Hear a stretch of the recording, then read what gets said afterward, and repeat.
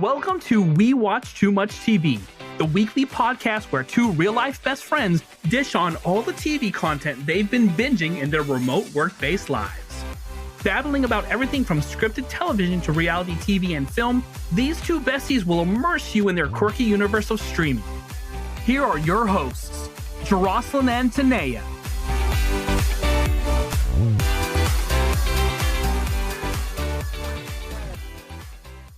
All right, best friend, we're back. Uncut Gems, we're back. How are you? Happy new week, happy new life, happy continuation of Black History Month. That's right. It is Black History Month. You Even better though recognize. I know. every day is Black History Month to Every us. month How are Black you? How is History life? And every day is Black History Day, no matter how much they might be trying to take it away. And that rhymes. Bars. So how are you? How's it going? How's life? I am feeling extra uber relaxed after coming back from Barbados. It was everything times 1,000,001. I'm now convinced that I need to take a trip every February because it's like I've never really taken a trip in February. You know, it's just not a thing I've done in life before. And it's actually very refreshing because it's kind of just right in the middle of just life, everything. You know, the holidays are done and you're getting settled into the new year, but winter is still kind of dragging on. You could already kind of start feeling like in a huff of back into the routine of life. And then boom, just throw a little holiday in there. Because let me tell you, in Barbados, do you know who it was filled with? White British. Black people. Well, no, yes. Well, of course, Barbados. The natives are the Bajans. It's a beautiful, beautiful Black country with a lot of powerful history tied to America. But as tourists, the tourists are just white British people, particularly old white British people. And they even were telling us at our hotel, they were like, we never get Americans. And if they are getting Americans, they don't look like us. So the purpose of me even going out there on this press trip, which is more, I'm claiming more press trips in my life, more fully expensed excursions around the world. They are wanting more Black people to come to Barbados. And they have a festival that they are launching Juneteenth weekend called FABA Fest. Ooh. For alumni by alumni. And it's for HBCU alums. Granted, Tinaya, we are not HBCU alums. We went to an unofficial. Hey, if state universities had HBCU, we went to the Howard of state universities. And I don't care what nobody says. And that's a big fact. I tell people I went to Howard adjacent college. Right. That's pretty much it. So we would still be very immersed in the culture, especially since we're D9. So I can kind of already see what the market that they're tapping into to just get this festival started. And it's just an honor to kind of be a part of the introduction of what this is going to turn into. And they really are wanting more people to visit Barbados, but definitely more Black Americans, because we really have a strong history. That was a part of my experience. I went on a tour and got the history, and it was just powerful. At points I was getting a little emotional because I just really didn't have any idea about how all slaves, like the slaves that were brought from Africa before they were shipped to the Americas or parts of the Caribbean, they stopped in Barbados first and were prepped before they were then sold off, auctioned off to wherever they were going. So a lot of our ties and our roots as just African Americans are in Barbados, and they still have these buildings where the slaves were. The slavery in the Caribbeans was a little less. Granted, the slave code started in Barbados. That's another history fact. The slave code started in Barbados. So what happened is Barbados is such a small island, and it was just getting overcrowded with all these colonizers coming from Europe. So a lot of them started to leave and settle in South Carolina, which South Carolina was founded by Barbados in the late 1600s. And they were these colonizers that left Barbados to come to South Carolina brought these slave codes with them. So a lot of the makeup of American slavery came out of Barbados as well. So just like learning this history, but then also at the same time being immersed in the culture, because granted, slavery existed there as it did in a lot of the Caribbean countries and America, but primarily only really in America were we deprived so much of still being connected to just our Blackness and our history and our heritage, whereas they weren't. So they grew up seeing Black lawyers and Black doctors and Black politicians and Black business owners and being able to know their history and learn it and be able and embrace it. Whereas it's 2023 and we're dealing with states in America that just want to ban CRT, just want to ban actual American history that talks about the realities of Black Americans building this country. They just don't want people to know that anymore. They're taking books out of the library because of that. And we're in America dealing with that. So it's like, it was a reminder that, granted, it's like, oftentimes you'll forget because it's like, oh, America's the shit. Like, oh, we could do this. We could start businesses. We can live. We can travel, but even still, just when it becomes to your overall just identity as a person and knowing your history as an African-American, there's still, it's missing for us in a lot of ways. So just any little ways where we can kind of get little gems and information of just learning who we are and where we come from, those are always good. And there's a lot of that in Barbados. On top of it, having beautiful beaches, beautiful water, the rum. I took a tour of Mount Gay, which is their rum, the rum, the food, the fish. They got every kind of fish, every kind of fish. If you like fish, if you like seafood, they have it in abundance and it's fresh. It was just everything. It was just so much fun. I can't wait to go back. And then the group I was with, shout out to all the ladies that I was with. It was just like a bunch of like journalists and we just were vibing. And I was just like, oh my gosh, I can't believe that I got to do this and experience this for free and with just such amazing people. And I just came back feeling amazing and having to catch up. Here we watch too much TV. We're going to educate you on slavery and travel because we are not just a TV podcast. Okay. We are an educational podcast. We're balanced. Okay, we say it every week. Balance. Yes, but I'm happy that you had that vacation. It's good. I was cold on the East Coast. You was busy too, girl, because I'm on vacation over there looking at your Instagram. I'm like, Lord, my best friend. We are not going to talk about my Instagram and my close friends here on this podcast. That is not what we're talking about. What we're going to do. Not every video made it to the close friends. I just want to shout out all my actual real friends who had to text Tequila T. That's who Tinaya is when she's under the influence. She's not responsible for Tequila T. Tequila T made a mistake. And all my friends just like, abort. Take this down. I was like, down. Take it down. I woke up to a drunk missed FaceTime call. DM. Let me just say, I wasn't the only one having a good time last week. Okay? I don't need an island to be with myself. Okay. Tequila T was out here in these streets. Okay, not today. Today was off the clock. Tequila T was up. All right, now let's start with your weekly grab best friend. What you want to start with first?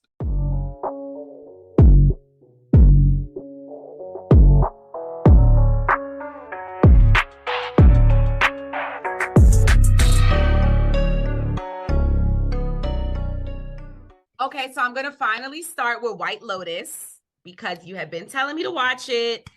Yes. I took my sweet time with watching the White Lotus because that was the first thing that stuck out to me was how white it was. And I still do have a grudge against HBO for canceling Lovecraft Country. And Legendary.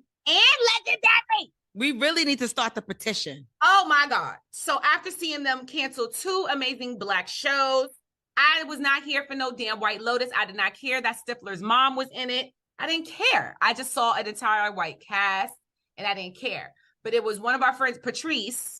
Her and I follow each other on Twitter and it's like we typically watch the same show. So when I started seeing her talk about White Lotus, I was like, girl, is it worth the watch? Because it's really white. She's like, it is white.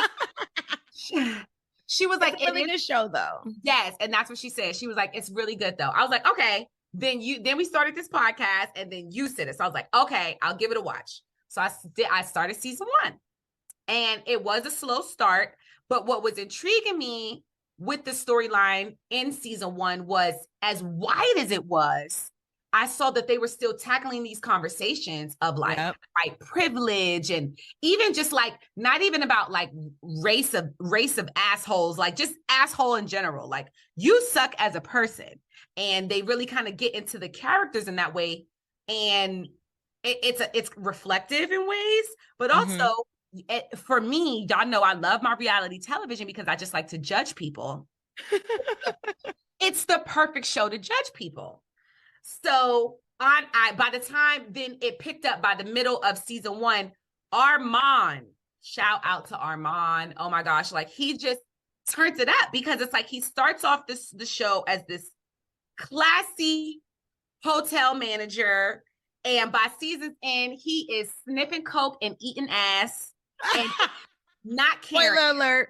If you haven't watched it, I'm sorry. Spoiler alert. Sorry, spoiler alerts, major spoilers, because I don't know. I don't have no filter. So then by the season finale of season 1 of White Lotus, I just was like, oh my gosh, I couldn't believe it. Like, I couldn't believe it. What he did to the guy's suitcase really cracked me up. And then just kind of seeing like the twist of all the storylines and then getting it where I would see these conversations about White Lotus before I was watching it. Like, what is it about? I truly can't really tell you what it's about, but I would say that it really just digs into the flaws of people, which yes. That's how I took it. I think I took it as it's a place where people meet and they go on vacation and you just get into their lives. But I think the common theme is every year and season, it'll be new people at a White Lotus, but hashtag justice for Tanya. That's all I'm going to say. Which one is Tanya? Jennifer Coolidge. Oh, okay. So no, we can talk about Jennifer Coolidge because everyone is just like, the way I saw it prior to watching the show, it's just like everyone's like, oh, she's so amazing. She's just so amazing in this show. So it's like, okay, I'm like watching the show to see like, okay, is Jennifer Coolidge giving us something that Jennifer, like, you know, because it's like the most we really know is Jennifer Coolidge is Stifler's mom. And it's like, she's never really been known as like this like renowned actress. Now, granted, I still I do think it's kind of weird in a way, but I feel like Tanya is a derivative of Stifler's mom. Like this is who Stifler's mom became 30 years later. Her character was so insufferable through seasons 1 and 2. And it's just so unfortunate at the end of season 2, how it ended, and knowing that asshole, you know, ended up with her money, you know, but at the same time, I didn't get, if you go back to season 1, he literally just said it. Like she went berserk trying to just show him her true identity, that she's knucking butts. And he goes, I still want to fuck you. Those were his exact words. And you chose to marry this man and share your life fortune with this man. And all the signs were there, all the flags were there. But at the end of the day, it's like you're seeing like this, she's a hot mess. Like even how she's treating her assistant. But it's just like the twists and turns of the show. Someone told me that I was just in Barbados with, they told me that they like season 2 better than season 1. I don't know. I kind of still like season 1, but that's just how good the show is. Like it's really, I do look forward to the next season. And I do like, okay, season 2, they were in Italy, so we got to see some Italians. But again, we need some diversity up in this White Lotus. I want you to go on YouTube and watch the SNL skit called Black Lotus. It is so real. Okay. It is so... You're gonna laugh your ass off because it's literally like what it would happen if Black people were actually in the show. You can tell. There are none of us in that show. Right. I mean, now granted, even that is still real in the sense, like, I mean, like I just said, I was just at a nice resort in Barbados. We were the only Black people, and the resort goers there were looking at us like, how are y'all here? You know what I'm saying? Wow.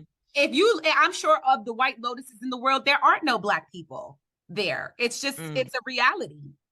So they're probably just doing that. But at the same time, it's not even just about having black people. Like, we just need some diversity up in here, because people, when you're watching something, you just want to be able to relate to it on a deeper level. And it's like, it's 2023. I'm just so tired of, granted, we know the industry is run by white people, but can y'all please just stop showing it in everything? Like, just diversify the pot, please. Y'all are not the only ones watching these shows. So everyone who watch it, Asian, Spanish, everybody wants to feel represented. Just so please, please, please diversify the pot. That's all I'm saying. But White Lotus is an amazing show. Yes. Mic drop to White Lotus. And Mike White, who is the creator.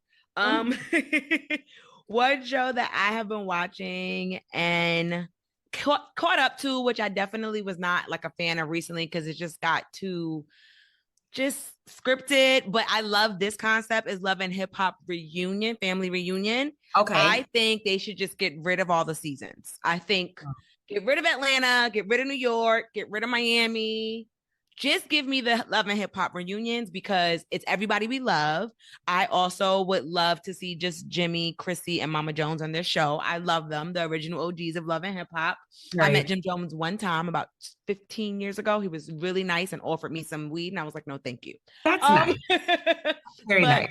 What I like about this show and this season is that it's less about fake storylines, right? Of like trying to make people not get along. And some of these people really don't get along based off of their relationships with each other outside of the show. But the best thing to me, besides Chrissy, is just like the dawn of that show. Like she gets so much respect. And when she says things, people really listen. But Shekinah, you need to get punched in your face one time. And I don't wish you know what? Let me not say that. Ooh. You need a Yonla to fix your life because I don't wish violence upon anybody. Yes. Because your approach to people is so aggressive, and the way you just don't know how to talk to people, and you want to get loud but think it's not loud. Like you don't have decorum.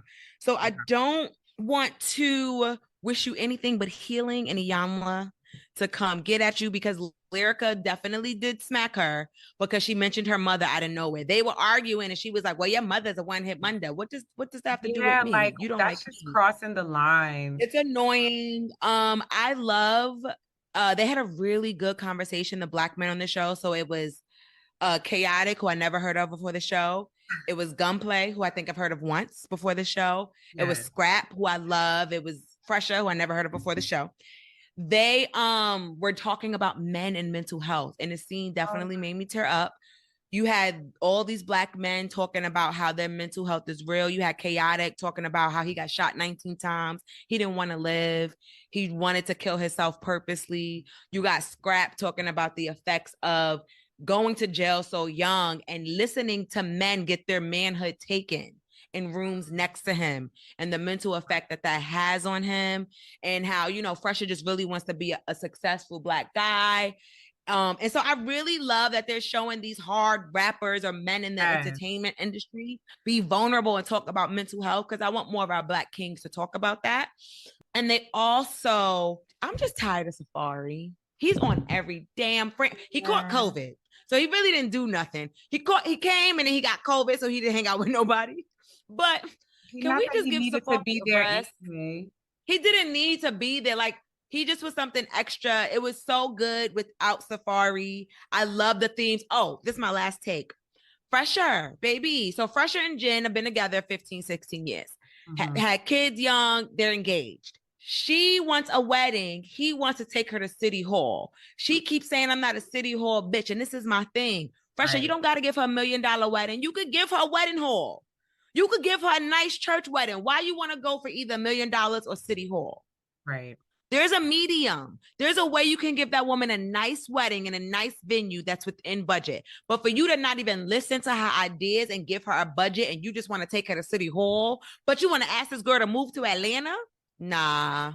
I ain't with you, Fresher. I mean, you need to freshen the clip I saw, it seemed like she was asking for a really expensive wedding, though. I don't know. We didn't even get to, I didn't peep what she was asking for. All I saw was that she wanted a wedding, and he said the type of wedding. So I think they didn't go into like how much she wants. Does she have like a budget? He was just like, no, let's go to City Hall. I just think that's a big jump. Like, not $1 million. I'm going to take you to the courthouse. Like, where is the happy medium? So I'm going to email Jen and Fresher some wedding venues in the tri-state area. Yeah, they can always, like, the thing with weddings, you can make it whatever you want. You don't pressure yourself that it has to be just this glam. Like, it's crazy how people make these visions that break the bank. You can't really afford it. And for something that it's literally just one day, a few hours out of one day, because your wedding can't last all day. You literally get the venue for about 6 hours. So do not put yourself in debt for a 6-hour event. Don't. It's just nope. And then it's like you do all that stress for a second. So I think they should do a wedding, but I'm just like, why are you going from $1 million to courthouse? You could do a church wedding. You could do a beach wedding. You could do something outside. But he's like, no, I don't want to spend no money. Let's go to City Hall. All right, bro. You know they paying you over there at VH1. Right. I stopped keeping up with Love and Hip Hop, but I was watching the reunion at the start. And I've seen clips kind of like how you are with what was the show I was watching that you were Love and Marriage Huntsville, because I refuse right. to watch that one, but I watch all the YouTube clips when you talk about them. Such a good show. But yeah, that's kind of where I'm at with loving hip hop now. But I do like the family reunion dynamic, like even just seeing the scenes between Scrappy and his mom, and like just the real conversations that they're having on the family reunion one. Ooh, another show idea. Let's do a KK and Mama Jones dating show like they tried to do with Tokyo Tony. Oh, that would, but not on Zeus. That would actually be not really, on Zeus. Yeah, not on Zeus. I think a KK and Mama Jones dating show would be cute. I would watch it. That would actually be cute, right? I'm rooting for that. I'm rooting for that. All right. Well, the show I've been watching, of course, is Love After Lockup. I watched the last episode. You know, I was in Barbados, so I had to catch up literally like yesterday.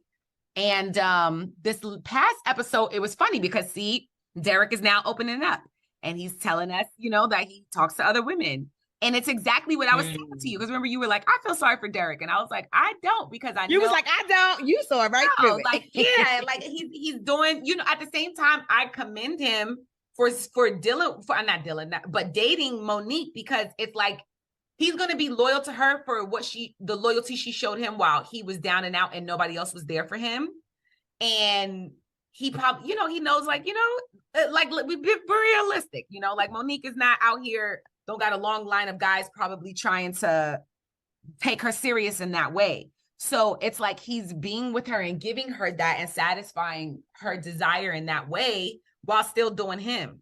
I just don't know how long it's going to last, but I mean, it's still lasting. They are still going strong. Monique just posted pictures. Well, look, Miss Neek is like, this, my man. They just did a photo shoot. So it's like, I saw it. I was like, this looked like a mother and son. Yes. I'm sorry. Yes. It just looks like a mother and a son. And then, okay. And then you know, I'm horrible with names. I just kind of know the faces, but the one couple, I think her name is Ashley, and she just got out, and the guy they had been dating before, they was in a halfway house, and then they got in trouble, and then she went back to jail. So they had been dating long distance while she was in jail. You know the one I'm talking about? Yeah. Yes, I know. And then her friend went to like the salon and had like fun time or something like that. And he's over possessive. He's so insecure. It's just the red flags are so evident. And it's like scary red flags. Like she has to get away from him because I could see him hurting her or hurting someone over her. Like it seems like a real loose cannon. I'm just being honest. He looks like he needs therapy and probably some medication to help stabilize his thought pattern, because you can tell that he is very hard on himself, and in him being hard on himself, he just becomes a complete dick to all and everyone that's around. He's blurting out N-words like, boy, you wow. Right. Like you over here blurting out N-words like hello. Read the room, bro. Like, you're not in prison. And I'm sure if you was in prison, I don't think you would be flinging around the N-word like that if you was about to fight somebody, because you know you would get dealt with. So you wouldn't do it anywhere around any place unless the place you've been. Like people get comfortable with that. So like, yeah. So I just found that interesting. And then the other chick that be crying all the damn time. Oh, I think her name's Ashley. We need to make a meme of her. She ain't got no money. Girl, you ain't got no money, girl. You is a hot mess. And the fact that now the guy that just came out of prison is looking like the sensible one of the relationship, I was not expecting that. Then think about all the money that she spent sending to him in jail, knowing you didn't have that money, baby. Why would you do that? And then still talking about, oh, this was money to get my nails done. Girl, you ain't got no money. You ain't getting your nails done. You had to paint your own nails. Child. Oh, and you better paint them nails. You better buy them clip-ons at CVS. I do want to say I like Cameron and Eris. Okay, so first of all, Justine and Michael are my favorite couple on the show. I'm actually love them. I want to buy his EP. Let me know when it's out. I really do like them. So they're my favorite couple. But I like Cameron's family. Mm-hmm. He has such a supportive family. You can see, like, they were the only family that embraced his wife, that they just came out of nowhere. You know what I'm saying? supported him, saying that he's marrying this girl that he just got out of jail. He's like, I'm getting married tomorrow. They were like rooting for him, went to the wedding, and they're offended that Aris wouldn't come to the house for a welcome home party for him because it was, she said, because it was the day after the wedding. Girl, so what? This is his family. You just married into his family. This is how you can represent yourself. You had your daughter there. That was the perfect opportunity. And honestly, his family looks cool as hell. Yeah. And that's when you're supposed to get to know them. That was the perfect opportunity to break bread, get some drinks with mom, and help with the sister and the brother. You've absolutely supposed to break bread. Even her 9-year-old daughter was like, "You're not going to go to the party? Like, what is wrong with you? You should have took your daughter and got to know. Like, that would have just helped break the ice." So now, with her not going, of course, that's going to create an unnecessary rift. And we're seeing the start of that. But again, my only shout out was to Cameron's family. I love seeing just supportive, happy Black families, because Black people are awesome. We are so much fun. Okay. Legit. And then shout out to them for supporting him and this random person he want to marry the day after jail in that red suit. You better go, player. Yes. And then they had the cutout of the father. It was like, oh, I was like, that is so cute. So we're gonna send them some good yes, positive vibrations. Positive vibrations. My favorite show is back, Harlem on Amazon Prime. Did you watch it? Not yet. Okay. I won't give away too much if you plan on watching it, but I really do like it. I feel like if you're gonna be on a streaming network, please don't give me, especially if you're more than 6 episodes, just give me all my 10 episodes. First season, they gave you all 10 at one day. Now they want to give you 1. They gave us 2 and then they're going to give us 1 every week. No, give me the whole story. Don't do that this time. That's my only complaint, but it's just so realistic.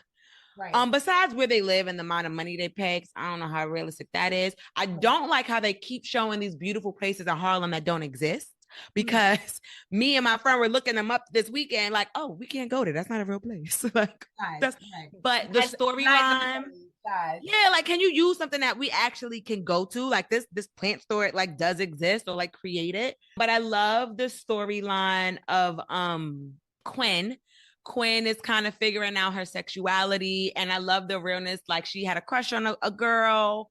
Without giving too much, the girl's kind of not into her. And she is like a lot of women who thought that it would be easier or better with a woman, not knowing that is 20 times more stressful. Wow. So I just like the reality of like them not saying, oh, look, she's a lesbian now and she's in love. That's not how it works. That's not how real it is. I am rooting for Ian, played by Tyler Lepley. From P Valley. We love us some Ian. He's just a really good guy. But I just like that. Oh, we're also rooting for Ty, the lesbian in the show, but I think they're non-binary in real life. They are just talking about not being able to create loving bonds. They are hoe and they sleep with a different girl every other day and they can't get close to somebody. But when they were young and lived in a small town, they married a guy. The guy is like, well, we're still legally married and now you're rich, because I think they created like an app, and the guy is trying to like self-sabotage them because he's like jealous. But I just love the arc of just showing that there are some single people out here who really struggle with connection, who really struggle with bonding and like a healthy, stable relationship. So much love to Harlem. Stop trying to play me with just 2 episodes and an episode every week. Just give me all my damn 10. Well, I haven't started the new season yet, but just based off of season 1, them putting the whole season out there, it was to see how well received it would be. And clearly by them now putting it out once a week, it shows that it's being well received, because Amazon Prime does do that. My other show on Amazon Prime that I love, The Boys, that show, I think when it first starts, they'll give you 2 episodes. And then after that, you got to wait week after week. And we all do it because it's such a good show. And honestly, I like it because that's how TV originally was. I do enjoy binging, but I really enjoy being able to enjoy a show throughout a season and just kind of go on the journey with the show. You know, don't give it all to me at once, kind of, you know, make me, you know, follow the cookies to the kitchen, you know? Listen, yeah, and it's too much TV. See what I did there? So I just like to binge all of it at once and then go to my other. So I haven't watched it, but some of the ladies in Barbados did and were kind of just saying some of what they felt like some things are kind of being forced, like certain conversations, especially with us being in this woke day and age. and people are kind of getting a little tired of it, where it's kind of being forced into scripts of like, oh, we have to tackle police brutality. We have to, like, I don't know exactly what. Oh, I can see that. I can see that. But they're saying like that is taking place in season 2. But that kind of brings me, it wasn't even on my weekly grab, but we didn't talk about it. We didn't talk about you people. And we got to talk about you people. We have to talk about you people. Let's talk about how you felt. ANNOYED with everything. The casting, the jokes, the casting, the Kenya Barris. I'm not. What did you spell best friend? I'm sorry. All I heard was ED. ANNOYED. Annoyed. I was annoyed from I laughed at like the jokes in the first like 10 to 15 minutes, a little, you know, because it's been a while since we've seen Jonah Hill, and Jonah Hill is funny. But overall, and I was trying to give the movie a chance. I mean, from jump, when they announced the movie and the casting, I already was just like, huh? But I was still trying to give the movie a chance. Right. But then after watching the movie, I'm like, this is just horrible on so many levels. I get it. Now, what I got from Jonah Hill, you know, I watched a little of like some of his other stuff where he like the 90s or whatever. So you get the sense of who Jonah Hill is, right? Like he is that kid. He grew up Jewish kid, but he likes hip hop. Like he grew up appreciating hip hop culture. I get it. But I just kind of feel like there was a part of Jonah that kind of wanted to fulfill this fantasy of being able to be with a Black woman in a movie. And this was his chance. And then Kenya Barris, because I read it, you know, I'm a journalist. I have to write about these things. Kenya Barris like begged Lauren London to be in this movie. She didn't want to do it. She didn't want to take the role. He begged her. He said, no, you have to do this role. Why? Why did she have to do this role? This was not her role. Lauren London is not Amira. I definitely could have saw so many other beautiful Black women play this role, even beautiful Black comedic women, Issa Rae, Yvonne Orji. The list goes on. There's so many other women that probably even would have fit this role better. We love Eddie Murphy. Eddie Murphy is a legend icon. Okay, but Eddie Murphy is not a hotep. And he just doesn't play one very well. And so it just wasn't coming off organic. I think even Mike Epps played the uncle, but I even think Mike Epps would have played Eddie Murphy's role a little bit more funnier, because Mike Epps could kind of tap into that a little bit better just off of who Mike Epps is as a person. Charlie Murphy, God rest his soul, that would have crushed that role. That was more of a Charlie Murphy-esque, like I'm just talking about the gusto of the Black man for that role. Then Nia Long technically was what, maybe 12 to 14 years old when Lauren London was born. How was she her mother? It just wasn't adding up when it came to just the casting. I do think that Jonah Hill's parents were casted well. The lady, Julia Dreyfus from Seinfeld, she was really funny in it. But at the end of the day, everything, when we talk about forced, what some people were saying about the season of Harlem, every joke was forced. Everything was forced, even to the point with every time Julia Dreyfus, first she burns Eddie Murphy's kufi, and then the end she pulls off Carisha's wig by accident. It's like, why are y'all trying to force these jokes? Then at the engagement party, oh my God, at the engagement party when Julia Dreyfus goes up to Lauren London and says like something, another tone-deaf comment. At this point, she's been dating your son how long, right? Y'all should have been around each other, already have bonded to some degree, had some level of respect. You mean to tell me at an engagement party, that is what a mother-in-law is going to say? No, it's not. It's not realistic. They forced so much, even forcing Lauren London in this role, which is why they had to force that joke about Nia Long having a white granddaddy. This your white granddaddy coming back to haunt me. Oh, no, like everything was just, I'm sorry. It was such a disappointment. It was such a disappointment. I think Jonah Hill co-wrote the movie with Kenya Barris. I think he should have just remained as a co-writer and cast someone else in that role. If they really wanted Lauren London in that role, they should have cast someone that she had chemistry with. You know, a chemistry test? It should have been that. They had no chemistry to the point where they had to CGI their kiss at the end. The one kiss that they shared. I liked it. I don't like that Kenya Barris had to do the airplane scene. I don't think you need to be in everything you write. It made no sense for you to sit on the plane next to Eddie. I hated that part. I didn't mind it. I just felt like I could see that happening in real world, but I do watching like his stuff, I think the only thing that's so not predictable about his stuff is Grownish. Like, I still watch Grownish. I love Grownish. To me, it has its own voice, and I could tell that the writer's room is completely different.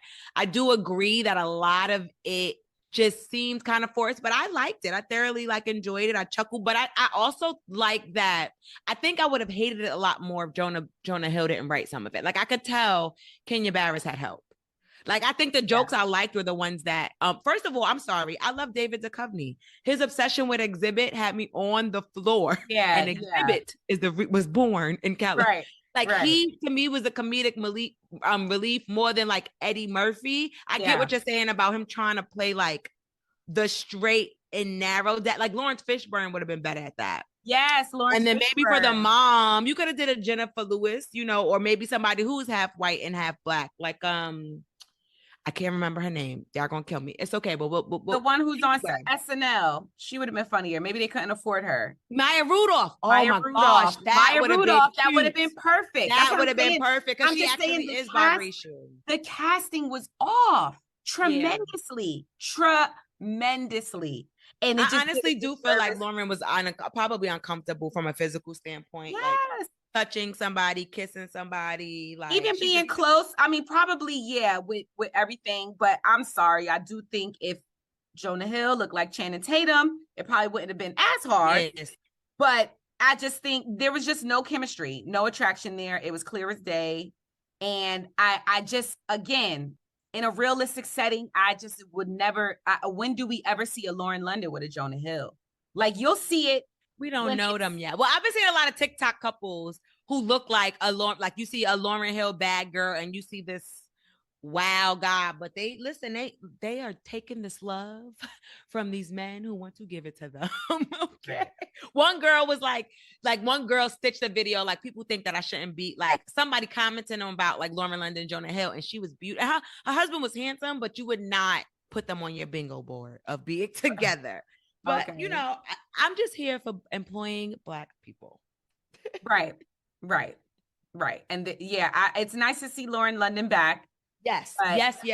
There are a ton of talented Black actresses out here looking. Yeah, and I don't know why you have to beg somebody. Right. Looking and waiting for an opportunity that align completely with that role of Amira. Completely. So... yes, I'm rooting for everybody Black too. And there's a lot of people Black that's still not getting they just due because Lauryn Hill is being begged to be in a movie where the casting is completely off. Lauren London, because I don't want people to think Lauryn Hill's doing. Wait, did I say Lauryn Hill? You said Lauryn Hill. They're gonna be like Lauryn Hill. That thing.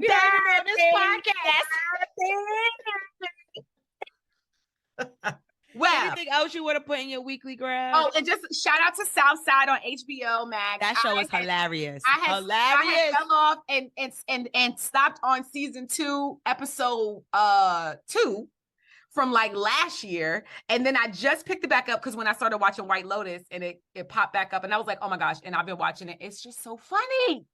That show is so hilarious. Funny. I think I only saw the season premiere, but the cop, I cannot think of his name, and the wife being in the cult. Good night. Yes. That show is hilarious. It's just the jokes are it's like The Office meets in Living Color. Yes.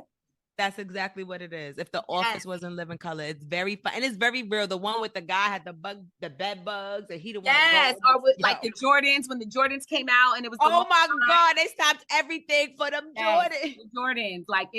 It's hilarious. So I love that show. Shout out to Southside. We need to make sure they get a season 3 so everybody supports Southside. And I'm gonna catch up now that you said that. I'm gonna make that a part of my weekend. It's a really good because each episode's only 20 minutes. So it's just a good one to watch, when you just want a quick laugh. Another one that's actually really funny? The Upshaws on Netflix. I don't know if you watched that. I couldn't get into it after the first episode. Maybe I'm gonna try again. That shit is because honestly, I never was one to laugh at sitcoms. The jokes never landed. Just back in the 90s, it was the thing to do. The 90s and the early 2000s, it was the thing to do. So I just did it. But I very rarely, other than Martin, there was no sitcom show where you would hear the audience laugh that ever made me laugh, ever. I don't really laugh at sitcoms. The jokes are just kind of dry to me. But the Upshaws, it's funny. And mostly because Mike Epps and Wanda Sykes are hilarious. They're just naturally hilarious. So the jokes land, or I'm sure they're probably improvising in a lot of ways. And it's just, especially them two, because, you know, Wanda Sykes plays Kim Field's sister. So, you know, Wanda Sykes is his sister-in-law. They can't stand each other. And it's so funny. But also the storyline is realistic. Like, you know, they're not making a lot of money. At times, Kim is suspicious of Mike cheating on her. He even might be entertaining women in ways that he shouldn't, because he's trying to sell cars, because he's a car seller. He runs a mechanic shop and he sells cars. Then also, like, they have a blended family. So her oldest son is from a previous marriage and he's coming out the closet. And then Mike Epps' oldest son is from his previous relationship. And then his baby mama is a hot mess. And she just be coming and dropping her son off at the house when she just want to go out to the club. And yes. And so it's like, it's for me, like, as a Black, that's real Black family stuff. Like, this is real Black family dynamics on top of it being actually funny. So I haven't, you know, I don't binge the Upshaws, but that's one that I'll put on if I'm working or something and I just want a quick little laugh, the same way I would put on Southside. So shout out to the Black comedies out there. I gotta add that to my weekend watch, because I was also told to add Ginny and Georgia. Shout out Darnay, because she's like, you need to watch Ginny and Georgia and The Crown, because my obsession with Meghan and Harry. Shout out to Danny. I need to watch The Crown. So I promise, guys, before we get to episode 10, I will watch these two shows. You start The Crown, because I had to check out of The Crown because it's just too slow and too white. And I would much rather just watch a documentary on the same thing. But at the same time, it's still the way the show puts a lot of it in perspective. I stopped at season 1. I think I kind of might have made it to season 2. I can't even really remember. But it's just too slow for me. And then what was the other one you just named that you said you're going to watch? Oh, Ginny and Georgia. I started Ginny and Georgia. I will say that I've been passively watching it, so I haven't really dug into it. But what I have seen, I can see why people like it. It's just still not hitting me in where everyone's like, oh, Ginny and Georgia, you know, so it's not hitting me the way I like. Once I saw White Lotus, I was like, okay, I get it.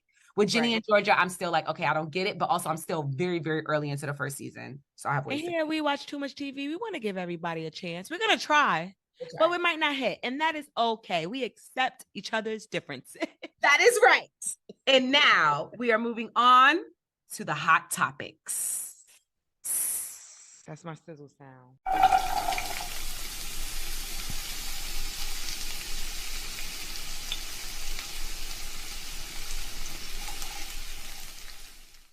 Yes. Okay, so of course, we are going to get into Boryn Dixon and the cheating scandal. But before we do, because we already know that's going to take up a lot of time, we got to talk about Brandi Glanville and Caroline Manzo. It came out that, you know, it came out last week that they both left early of filming season 4 of Real Housewives Ultimate Girls Trip. And it was first said that Brandi was planting unwanted kisses on Caroline. Everybody was already calling her out from there, because it's like she always just is known for just doing too much. But now more details have come out that Brandi was touching Caroline's chest and genitalia area, and it just made her feel extremely uncomfortable. So Caroline decided to leave, and then they just told Brandi, you got to go. You know, and Bravo ended up releasing a statement about the safety of their cast members. At this point, it's pretty clear. I don't think Brandi will ever come back, ever be invited back. She has crossed the line on too many occasions. For those of us that are familiar with her, have watched Real Housewives of Beverly Hills from the early seasons, we have seen her make racist statements about Joyce Gerard, if you can remember that, saying, oh, you can't swim, you're like Black people. Remember that? Yep, she did. That was in like season 3. She pushed Kyle Richards. That was when Brandi was getting in between Kim and Kyle and their sister riff.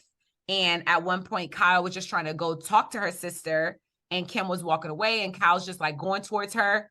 And Brandi's like, leave her alone. And she's like, I want to talk to my sister. And Brandi said, leave her, and pushed Kim, like Kyle, pushed her kind of down the steps. You know, Kyle's ass started crying. But at the same time, got physical. And then I think the following season, you saw Brandi literally smack the shit out of Lisa Vanderpump. Granted, the shit was funny, but it was like, she crossed the line. It was like, wait, did she just smack Lisa? Like, she smacked the shit out of Lisa Vanderpump. And she has constantly been invited back. Constantly. And that's the thing with, I think Brandy could be good TV if she just knows her like level, because she's good at like speaking her mind, but you got to stop invading people's personal space. You got to stop kissing and touching on people because that's what you do. Like you got to stop doing. And Kat, first of all, you must not have watched New Jersey, because if you, I'm still on season 8. I'm catching up. I promise y'all, I'm gonna catch up to season 13. It's just a lot of TV. I could tell from the first 2-3 seasons, and one person I don't want to mess with is Caroline, mother-loving Manzo. She looks like the old Italian mob wife that'll cut your throat, and if she won't do it, she's going to get her husband's people to do it. So, Brandy, why would you... First of all, also want to talk about how Peacock got us talking about season 4 and season 3 ain't come out yet. I don't know how good that is for promotion, because I don't even care about season 3 no more. What happened in season 3? That's so weird. It still hasn't come out yet. They done filmed it. Why would you, I think like I just don't even want. Did they want to scrap it? Like that's weird. I don't know. They're not gonna scrap it. I just don't think that they thought something would happen on season 4 to make everybody talk about season 4 before season 3 even came out. I also want to note that Ebony K. Williams said that there should be one with 1 season. People, I love that. Yeah, I like that idea. I would love to see her, Shamari drunk behind. I want to see from Roni, Aviva with the leg. I want her leg to come back out. I would like to see maybe from Atlanta. What was her name? Oh, Claudia was good. Yeah, the one who kept talking about the I can't remember their names. I would like that a 1 season thing. That would be a good. I'm here for that. That's actually a really good idea. But they still need to come out with season 3 because that one had Portia, Giselle. Yeah. Candace and Giselle had a really, really big. Leah McSweeney. Like I want to see what happened. Like what was talking to what did they talk about? You know what I'm saying? Like, yeah. I think they're going to release it probably soon so people can stop talking about season 4. Right. They need to, because at this point, like, what's going on? But baby girl. But anywho, let's go on to the next hot topic. I will let you go because I don't even know. I could say a lot. But I'll just give the synopsis. Boryn Dixon. You gotta call her starless Robyn Dixon. Even starless Robyn Dixon. No shade. This all happened during our little hiatus break. So last week, as I was arriving to Barbados, it came out that Boryn Dixon took to her podcast with Jizzy Giselle and owned up to the fact that Juan cheated on her in 2020 with this girl, that receipts came out about this girl. Did we talk about that? I feel like we talked about the receipts. I feel like not in detail. We mentioned it. Right. Yeah, we had mentioned it. So it was going around. It was going around about this girl with receipts of a hotel receipt that Juan paid for it and da-da-da-da-da. So I granted, a lot of people thought it was probably fake. It just was the girl clout chasing. Boryn came and confirmed the allegations by taking to her podcast and clearing the air and saying, yes, Juan paid for the hotel, but it was only because the girl lost her wallet. She was coming to see, like, it was, oh my Lord, just everything Robyn said to defend her husband for the second time. If everybody's just like, this is crazy. Then she makes you pay $5 to go on her Patreon to tell the full story that she didn't share on season 7, even though she was asked multiple times about her husband. It was brought up multiple times and she lied on camera. And then she goes on Watch What Happens Live on Sunday, and Andy grilled her. I give Andy credit because he grilled her ass.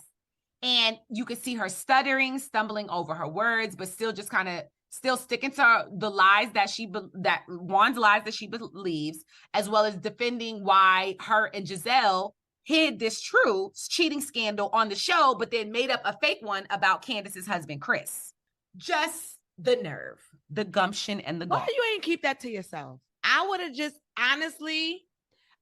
never said nothing, because you look worse for saying that you knew all year and looking Andy in his face. And I just want to make a meme of his face. Like, you are either he's dumb for that lie or you dumb for believing him, because you really mean to tell me your husband makes a friend during COVID and she decides the first place she wants to go after being free for a year is to Maryland to see another guy, a football player. She loses her wallet. She don't have no mama. She don't have no daddy. She don't have no friends. The only person that could put a hotel in their name is your husband. He don't Cash App her.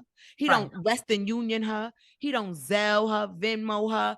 He goes to the hotel, puts the hotel in his name and leaves. Right. And you think, what do I would have kept that to myself. I would have just kept that to myself. The math was not mathing at any point in the story. And she really, not only did she take that to her little measly ass Patreon, she went on Watch What Happened Live and said the same story. And to see her saying that next to Ebony, and Ebony sitting there trying to act like, you know, like, Ebony, you know, this is some bull. Ebony definitely wanted to say it. She definitely wanted to be like, objection, y'all on the live. Right. Because, girl, what are you talking about? And you really up here with the, if I'm a stick beside him was a person, that is Boryn Dixon. And then no, this is the whole thing. If you're going to do that to me and embarrass me, I'm going to turn around and marry you. And I'm not going to get a prenup agreement with cheating for either one of us. The infidelity clause.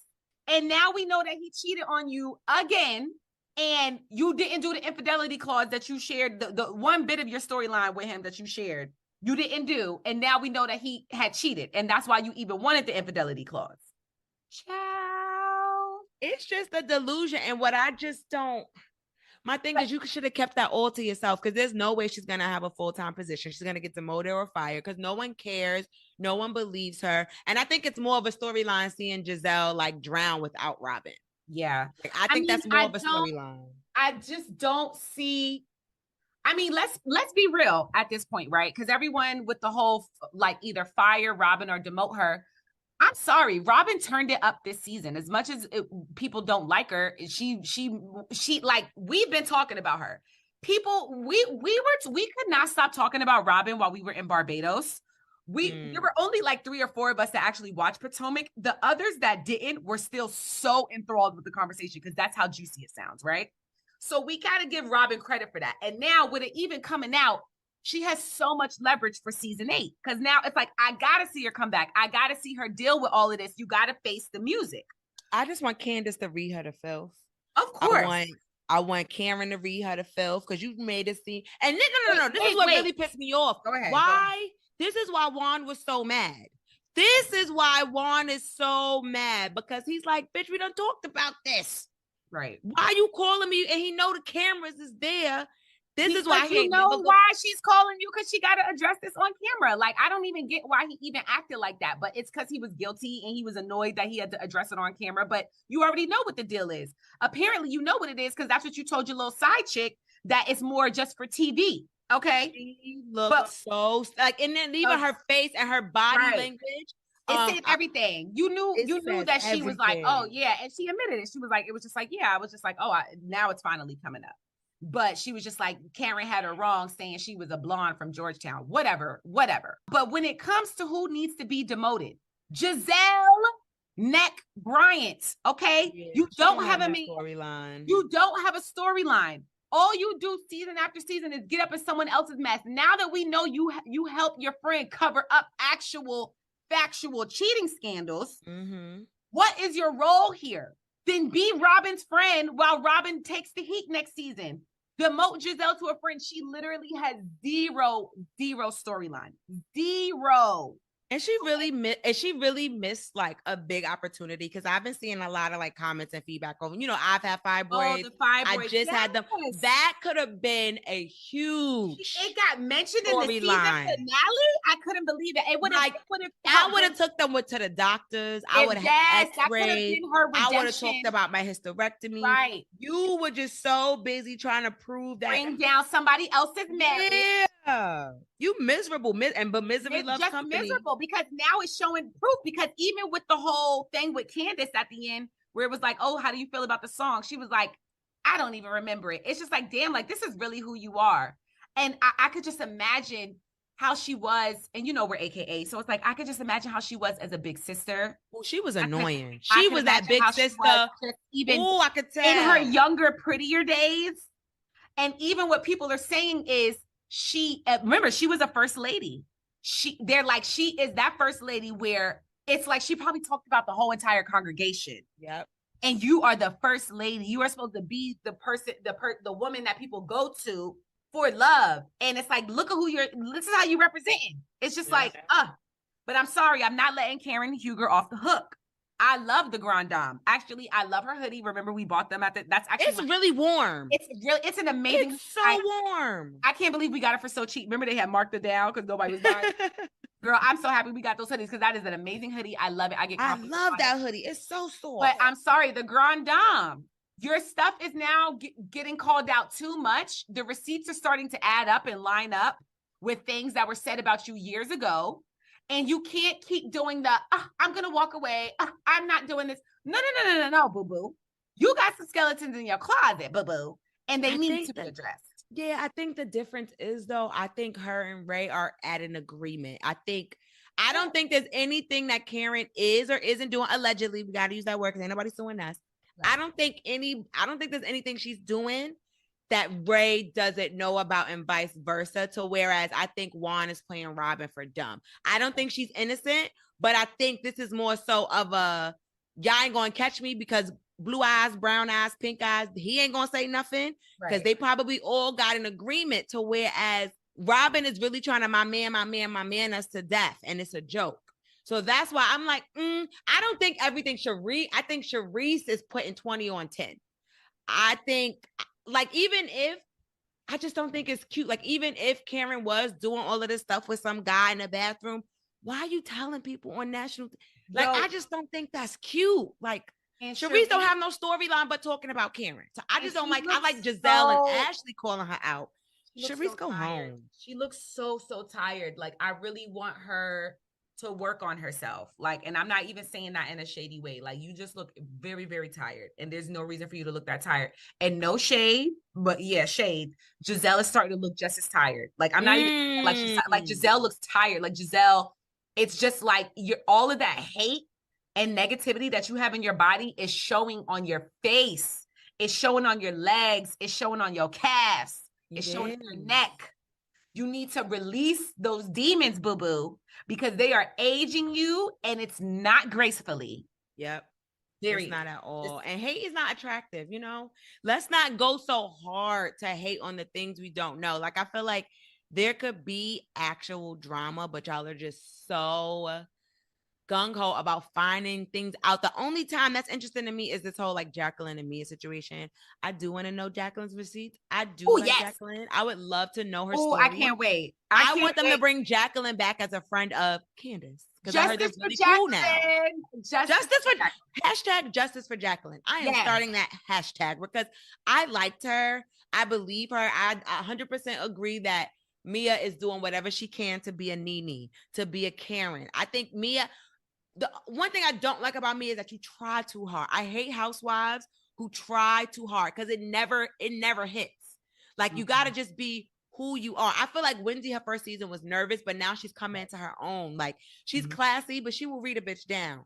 Right. Mia wants to have too many viral sounds. And this is why I can't wait for the reunion, because I really feel like Mia gets called out on her lies, because Candace says, and Watch What Happens Live, everybody was laughing at Mia. You got to just stop trying so hard. Sis, you either got it or you don't. You either got it or you don't. And I don't think she got it. I can't wait. I really can't wait. And that's why I haven't been against Mia being on the show, because we're going to see her. We're going to see her meet her demise. I just know it's going to happen, and I just want to be able to enjoy it. So those are our hot topics. And as it closed out, you saw we just dragged the Housewives of Potomac. And that's just a perfect segue into our piss poor performance.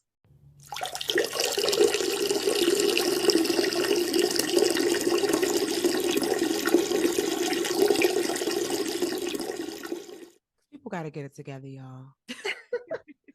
Okay. My piss poor performance is easy. It's just Robyn's delusion. It's a delusion. Like, that's not even Robyn. It's her delusion. And like, did you call? Because if it's me, if it's Tinaya and my partner is saying this, give me that girl number. Give me the number. Give me the email. Give me the FaceTime. I'm correcting everything. And if you don't want to do that for me and I got to listen to your story, Girl, you just delusional. All right, that's all I gotta say. That's my piss poor performance because she delusional. She is delusional, like D to delusional. Somebody said you knew it was an issue when they named their kids after Jay-Z. I didn't know, but apparently they Robyn had admitted or revealed that they named Corey and Carter after Jay-Z. So Sean, why Corey? I don't get it. His name is Sean Corey Carter, Jay-Z's name. Wow. Yes. Yes. So, okay, 444, all in the door. Okay. My piss poor performance goes to two members of the Love and Marriage DC. Okay. Okay. I'm going to start with Mr. Jamie. What's their last name? The Tylers. Big Jamie. Jamie the daddy. Big Jamie for his ignorance, for calling his son a bum on national television when his son is opening up about his mental health struggles and saying that he wants to take his life. When his group of friends are trying to tell him to take his son's comments seriously, and Jamie just sounds like so many ignorant men out here are just family members who aren't taking people's cries for help seriously and saying, oh, he just wants attention. I've been dealing with this since he was 16. He just wants attention. He's lazy. He don't want to do nothing with his life. Granted, all of that might be true. And even as a parent, you could feel that way. But when your son is somebody, regardless, and especially your son, is sitting there telling you that they are having thoughts of taking their life, you don't take that lightly, especially if that's your baby. And I don't care how old he is, that's still your baby. And all you are showing us, Jamie, is how little Jamie got like that. Y'all are I was just going to say, does he not know he's a result of his, like if he a bum, you raised a bum. On top of that, right, because later in the episode, because, you know, he's retired now. And Arena is talking about how she got to do everything around the house. And he's just sitting there just looking comfortable. But you want to talk about your son being lazy and not wanting to do nothing? What, you thought just because you was a cop and you brought was the breadwinner that you don't have to support the household and just sometimes wash the dishes, you know what I'm saying? Or even put your dishes in the sink, just little things for the household. You believe that you don't have to do that. And then now when it's judge your son, where he's probably just mimicking what he saw you do when you was home from work. Anyway. Listen, we either do the same as our parents or we do the opposite of our parents. Okay. So if he's a bum. Ooh, okay. And then now I wanted to say this drag because this one infuriated me. Winter, okay? Winter, whatever. I'm not even going to get into that yet. So Winter in season 1 barely had a storyline. Her storyline was she's divorcing this man that she married mad fast out of nowhere, wrote a book. I don't even remember her storyline because that's how weak and irrelevant it was. But she was kind of clinging on to the ladies that actually are in these marriages and have storylines, and at that time had ties to Monique Samuels. Winter actually was Monique Samuels' friends from years before, but overall still she wasn't married. When it came to the essence of what Love and Marriage represents, Carlos King's franchise, Winter didn't represent that. She wasn't married. She was going through like a divorce. So now season 2, she comes back, but again, she kind of burnt her bridges. Monique is off the show. She had burnt her bridges with Ashley and Arena. So it's like, what are her ties to the show? So Winter's way of returning on the show as a friend is to bring up these receipts that she brought up in the season 1 reunion that she had about the Tylers. So now Arena's like, all right, I'm gonna meet with her to find out what these receipts are. These receipts was somebody reaching out to her via DM to say, Jamie and Arena didn't even take care of Jason, their son that is blind. They act like they took care of him for the show, but they had other people. They were shipping him off as a child. First of all, anybody in their right mind, if you received a DM like that, you would like anyone in their right mind wouldn't entertain it. Right? Because it's like, who in their right mind would even send that as a DM? Even if it is somebody that knows them personally, it's probably somebody that needed to be out of their life, because it's just like, why would you just tell somebody that? Or why would you even just say that about somebody that you might have had a relationship with, and just even knowing the fact, like, you talking about somebody's child and somebody's child that is disabled. It's just like, it's so wrong and low on so many levels. So the fact that Winter not only entertained this DM, but held on to it and brought it up on the show as like her way of, these are the receipts you got on it was so disgusting to me. I honestly was disappointed that they even shot it and allowed it to air on the show. It had no purpose. It was completely irrelevant. I commend Arena for at least, she did curse Winter out a bit, but like she deserved it. She deserved it. Yeah, but she kept it cool though. If it was me, I would have whooped her ass. Yeah. I'm gonna whoop your ass, but honestly, that's even giving Winter more than what she deserves. Clearly, you're looking for a moment. Okay, so when I said this on Twitter, somebody was like, oh, she does have a storyline this season. She's dating somebody. We'll see. I don't care. Yeah. I don't give a shit who she's dating. She came on here about some dumbass receipts about somebody's child who is visually impaired. Yeah. What the hell is wrong with you? You low-life ass, raggedy ass. You know what I'm saying? It's like that really pissed me off. So she got the pissiest, piss poor performance. She could take her beautiful high cheekbones and shove them up her ass. All right, you could take that.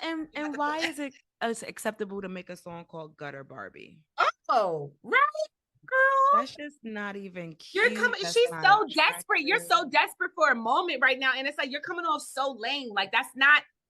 No, you're not. Like you're not even being authentically a villain. Like you coming off. You like it's so forced. It's not you. I'm not here for it. Again, it's only episode 3, so I'll see if she's able to redeem herself over the course of the season. But I highly doubt it because she gave us nothing season 1. Like you're just trying to be the messy bone collector. Like girl, you're gonna get punched in the face. I would never understand why certain women on these reality shows, they have 2 jobs. They either like OD and do too much, or they have nothing going on. Yep. This is why I always have loved me a Candy. Candy can be like in it, but she doesn't go below the belt. I think there's a certain thing. You probably got a lot of other DMs about Irena and Ashley. Why did you have to use that one about that one? What? I couldn't believe it. I was just like, there's no way. Like, there's no way that this is what she really. And they recorded this and put it in the episode. Like what? Yeah. Anywho, but that was our piss poor performance. Let's piss all over them. Piss. The delusion and the intrusion of the confusion. Come on, spoken word. All right. So now into our segment.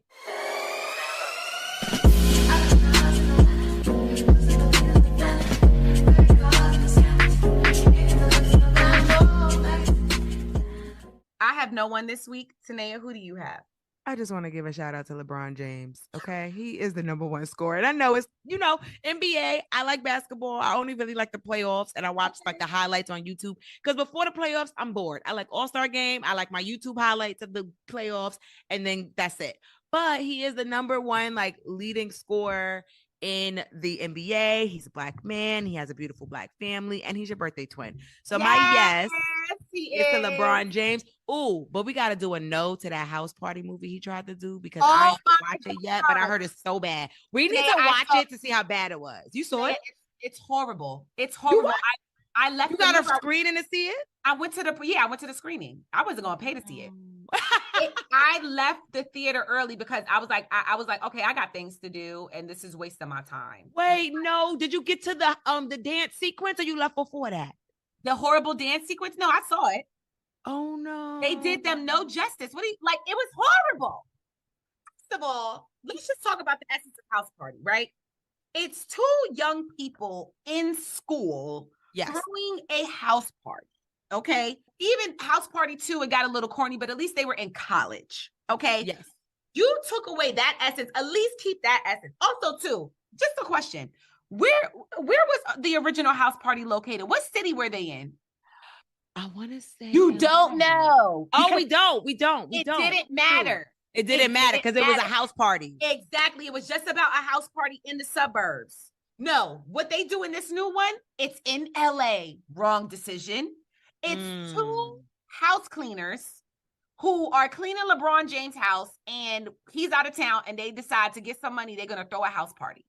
And because it's in corny ass, infatuated with fame ass LA, the people that come out to this house party are a bunch of influencers, celebrities, wannabes, wannabe scenes. There's no true essence of what you get in a real house party, right? When your parents are out of town and you're just trying to have some fun with your friends, which is what they should have kept the essence of.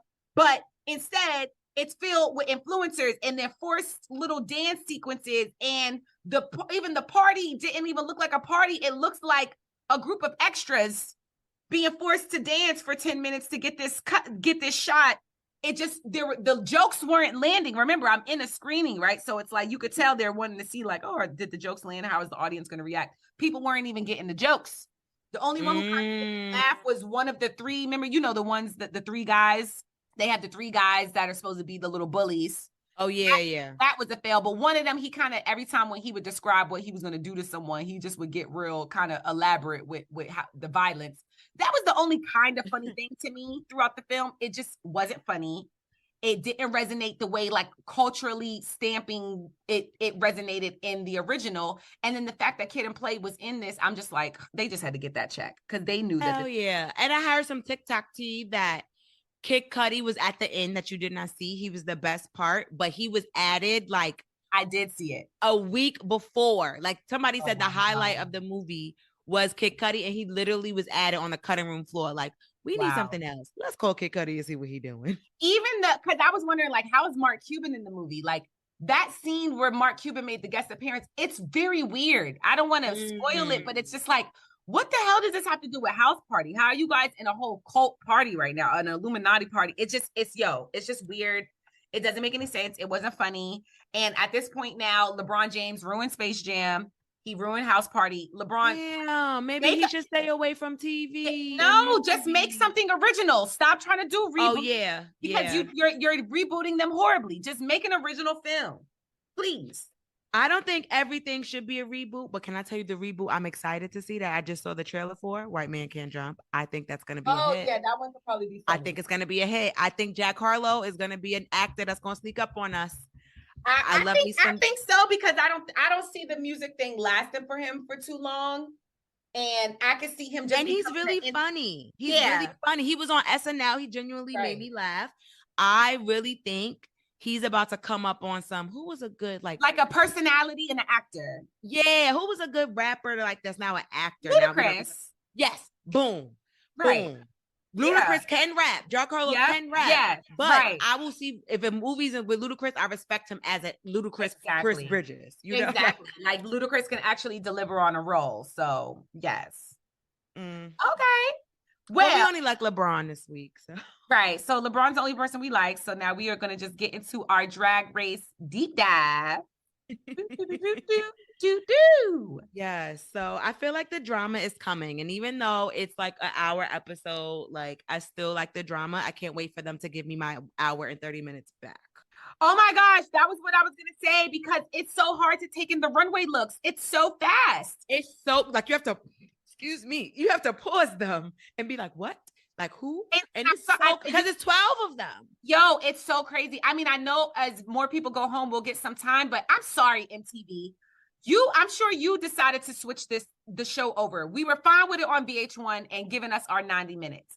If you're going to put the show on MTV and transition it over to your audience, at least give it a decent amount of time for the fans to indulge in it the way that we're known to, as well as new viewers able to understand its relevance and its impact in fashion and comedy and acting and everything that Drag Race has to offer. Because you're giving that time to the damn challenge, okay? I watch the challenge week after week with these extended episodes, an extended episode of the challenge. And it's just an extended of us seeing Tori talk to Jordan. It's like, I didn't need to extend it of this shit. Just get me to the damn finale, please, okay? But you're going to give 90 minutes to the challenge in that Drag Race? Okay, so Justice for Drag Race, extra 30 minutes. Justice for Drag Race, extra 30 minutes. Please. I just really live for Sasha Colby. I followed her. She's my mom. I love how she said, it's not that we don't want country. It's that you think that you're going to just tell me that I'm going to just get it. Like, who are you? And oh my gosh, and they did the best. They did the best. Like, Metal was lit. They were the best. The country group was the best. And then second was rock, which I was impressed that they even delivered on that, because they were like struggling in the coming up with it. But honestly, the country was the best one. Everyone delivered their verse. So I was going to say my faves right now are Lux Noir London. Honestly, I'm so impressed with Lux. She's so young. She's only 21. Yeah. And she came in with the delusional, like, I'm gonna win. And it's like, of course, it's like, oh girl, please. But no, like she has the uniqueness, nerve, and talent. And she's so early on, it's just like, so to see what she's doing already so early on, it's like, girl, like you are fierce, like you are it. So I'm rooting for her. Sasha Colby has totally won me over. Remember at the start of the season where she was like, yeah, I couldn't let Carrie Colby be more famous than me. Or be the famous Colby. And it's like learning more about Sasha Colby, it's like, yes, girl, because like you are the mother. Like she's authentically herself. She's extremely funny. She's talented. She goes for it in challenges. She brings it on the runway. She is the triple threat. And that is not what we saw with Carrie Colby. Carrie Colby. Yes, agreed. Yes, she's definitely going to make it to top 5, if not top 3. Oh, yes. Oh, yes. As well as Mistress Isabel Brooks. Like she is just it. I'm telling you. I love her. I love her. I love her. She is painting the fuck out of her face. She's coming out with these looks. She's serving it in all of the competitions and the challenges. So those are my 3 right now: Lux, Sasha, and Mistress. I love them. I love, you know what, with Malaysia, first of all, I do not think she should have been that top in that design challenge. That shit was ugly. She was like, let me know if y'all want me to make stuff for y'all. That is, I think Malaysia just might be, I don't know. She just doesn't seem like she having fun, or I don't know. She seems like she's angry. Kind of starting to fizzle out. She seemed kind of angry. I love me some Robyn fierce. So like, I get what they were saying because she wasn't giving me. I just like her energy, but I also get like she wasn't giving me much at all. Right. I want to kill everybody who made all of Jax's hair and clothes. I never liked any of Jax's weaves. I just feel like all her hair. She's very small, and I feel like everything she wears is like this long ass, thick ass, like wig braids. I just hate everything. There is just no taste. I see no taste in anything that she puts on the runway. But she's the worst. But I'm sorry, I gotta get into Marsha's ass. And she is just getting by. Now, granted, she's able to do decently in challenges, but she is just getting by on basic. I know Rue is getting tired because Rue is getting in her ass that makeup. Runway. Yep. Every runway, Rue is getting in her ass. Like, whatever you're doing, can you tell Marsha to do more of it? It's just like, and Marsha, the fact that she has to keep saying that, like, exactly. What about Marsha? But it's like Marsha is just very, very basic, and at the same time, to see, I be in the Twitterverses, and so to see that. It was during that week where Marsha and Mistress were kind of arguing over who was in second place. And because of that argument during Untucked, out of nowhere, like Mistress just started kind of getting like attacked by like fans and even kind of racist fans. And her Instagram page got deactivated. Crazy. And a similar thing happened with Lux when Lux kind of got into it with our girl. She's an all-star winner. Trinity. Yes. And so we're seeing that there's a lot of like the fans of Drag Racing get pretty racist, pretty easy. And that's just crazy to me. Like, this is RuPaul's Drag Race. Hello. RuPaul's Drag Race. Like, and it's a group of like gay people. Like, what are you talking about? Like, how do you have the nerve to discriminate on anybody in this space?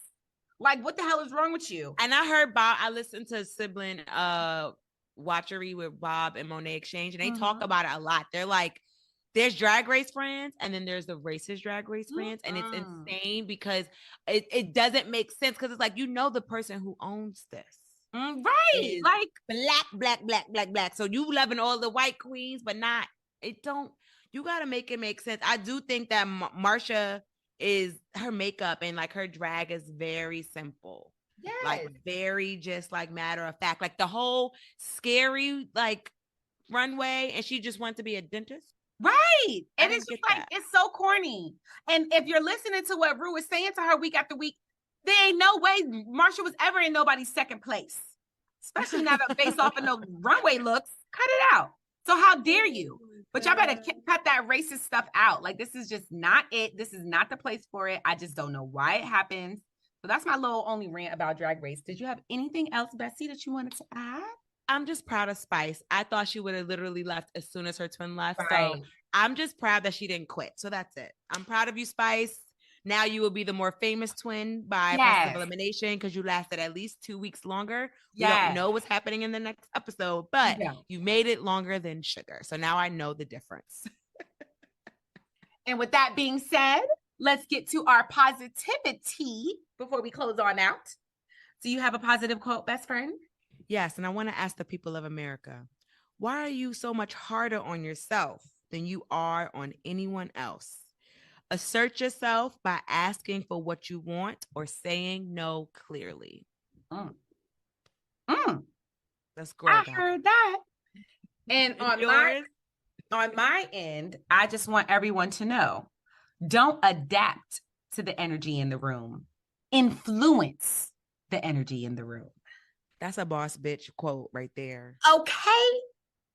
And on that note, our slogan goes, love, abundance, and bundles. Yeah. Bye, guys. Bye. Episode 5 is done. Yay.